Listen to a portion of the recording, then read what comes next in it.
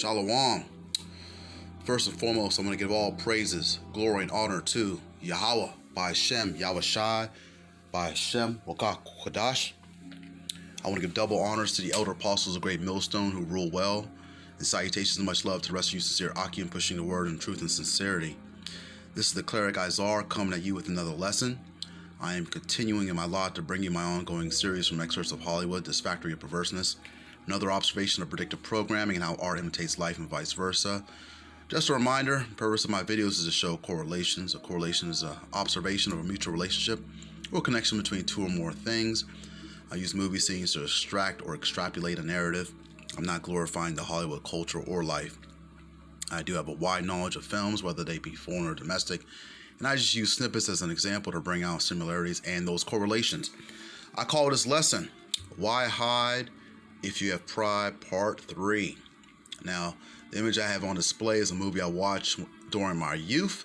Of course, when I came into the truth, I reflected on this particular movie and television series. All right. Actually, this particular screenshot is from an intro to the movie Logan's Run, debuted on June 23rd, 1976, directed by Michael Anderson. Now, basically, I'm just going to read what this intro scene says. It says, sometime in the 23rd century, the survivors of war, overpopulation, and pollution are living in a great domed city, sealed away from the forgotten world outside. Here, in an ecologically balanced world, mankind lives only for pleasure, freed by the servo mechanisms which provide everything. There's just one catch: life must end at 30 unless reborn in the fiery ritual of carousel. Now, this is actually derived from a book, and it was made into a film, later on a television series.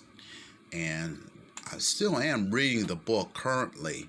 Of course, I've been doing some other things on top of that, but let me see if I can get the title or the author of Logan's Run. Bear with me just a moment here. Okay.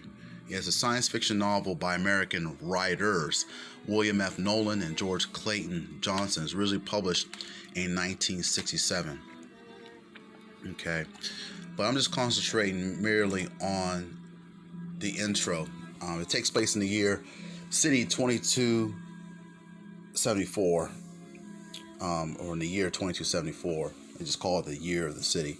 And it's talking about the remnant of human civilization living in a sealed city contained beneath a cluster of geodesic domes. Utopia is run by a computer that takes care of all aspects of life.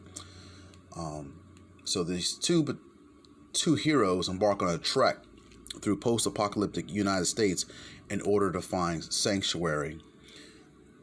Within this domed city, there's this thing called Carousel, where the remnants of this human civilization have to go to be renewed. And in their sense, they're really dying, but they don't know about it yet.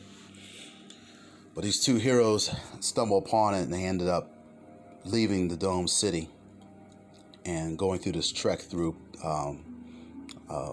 what's left of the United States of America. Now, the TV series had a slight change from the book and the film. The city is secretly run by these older citizens who promise the villain of the series a life beyond the age of 30. And he can become a city elder just as long as he brings back the fugitives. Okay. But something has happened in this particular future that the majority of the people don't know, that the world has been decimated by nuclear war, and their ancestors have actually descended into the undergrounds, or they've actually created these domed cities to protect from the Holocaust or the nuclear Holocaust. Okay, and you get the same kind of theme in realistic history now, what we're currently experiencing. In my previous videos, part 1 and part 2, I spoke about the Cheyenne Mountains, and that particular idea is expressed and shown in Terminator 3: Rise of the Machines, where they show you that the VIPs had to set up so that they can, when the World War III kicks off, they can actually maintain their government through these underground facilities. Okay, just like how in the end in Terminator 3: Rise of the Machines, John Connor and his future wife go down there and they see the underground facility that's been prepared for the VIPs, but they didn't get the warning in time, so they weren't able to make it. You also see that same theme in 2012, directed by Roland Emmerich, where they had the arcs and the people, the VIPs, the senators, the presidents, the kings and the queens, the sheiks in Saudi Arabia were warned of what was the impending disaster, and they were able to survive in those arcs. Okay, and that's basically the idea of the rich elite of this world, which is Esau, or the descendants of Esau, the Edomites, but it's preferably the rich elite of Esau, the Rothschilds, the Oppenheimers, the DuPonts, Gettys, and so forth. Okay, the Rockefellers, etc.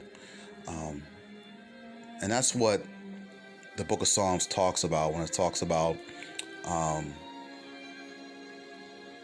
being delivered from this violent man.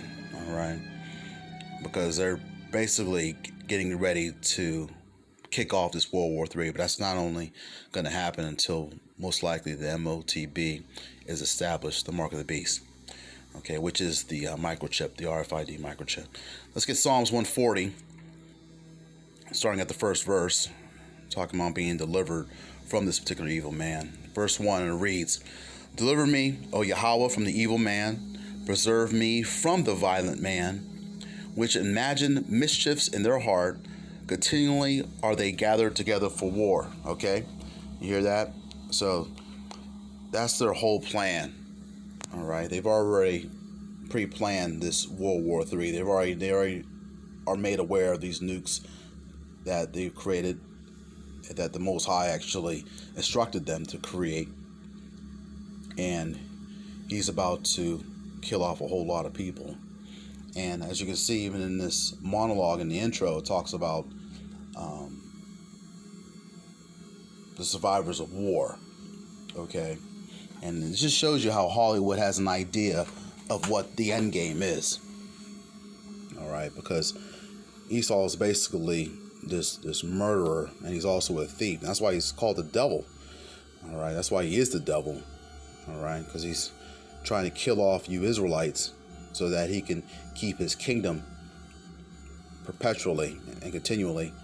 All right, we're going to go into Job 24, starting at the 14th verse. Job 24 and 14, and it reads, "The murderer rising with the light killeth the poor and needy." Okay, so that murderer is Esau, and to kill off the poor and needy, that's the Israelites.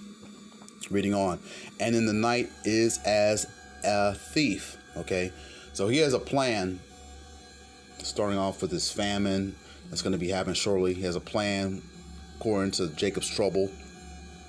He has a plan to, like I said, to continue on his government, continue his rulership, set up his new world order, get the whole world microchipped.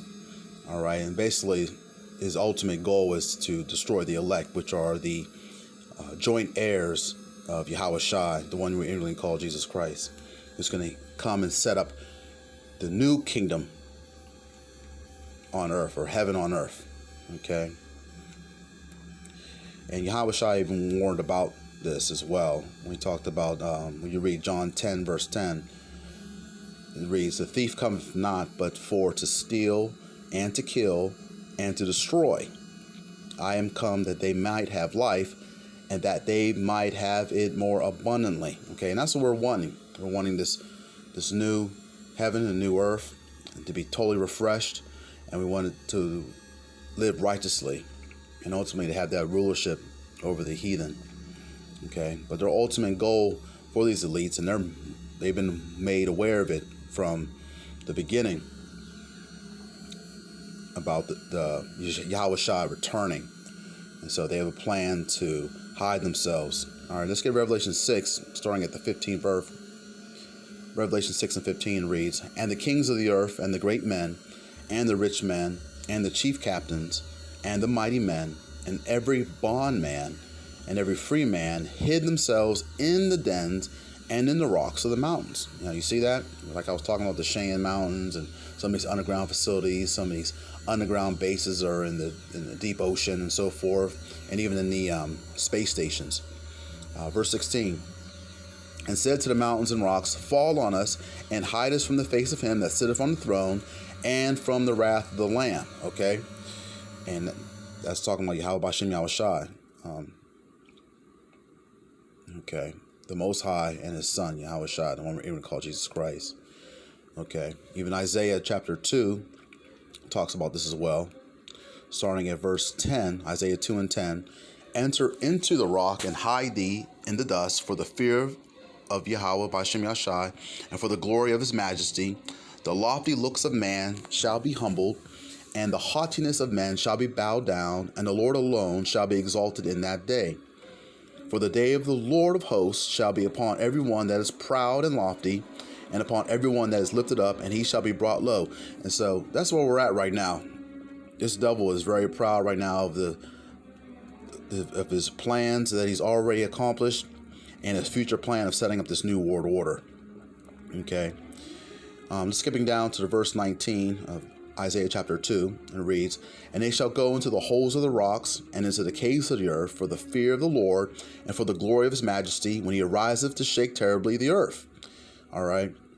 Verse 20, "In that day a man shall cast his idols of silver and his idols of gold, which they made each one for himself to worship, to the moles and to the bats, to go into the clefts of the rocks, and into the tops of the ragged rocks, for fear of the Lord, and for the glory of His majesty, when He ariseth to shake terribly the earth." Okay, so Yahushua is going to return with Michael and the host of the holy angels in those chariots, the one English people call UFOs.